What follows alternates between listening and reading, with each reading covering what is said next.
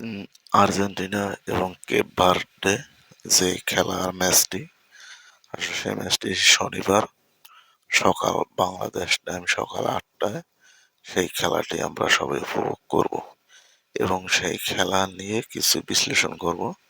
আমাদের সাথে থাকবেন। ধন্যবাদ।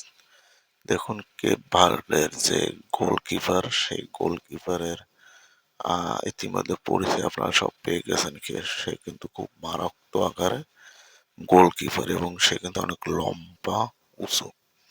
তো আপনারা জানেন যে তার মা খেলায় আসতে পারেননি আর্থিক সংকটের কারণে। কিন্তু সেই খবর পাওয়ার সাথে সাথে কিন্তু আইসিসি ওয়ার্ল্ড কাপের পক্ষ থেকে কিন্তু তাকে খেলার মাঠে এনে খেলা দেখানো হয়েছে। এটা কিন্তু কেপ অফ ভার্দের যে গোলকিপারের একটি, আসলে বলবো, রাজকপার।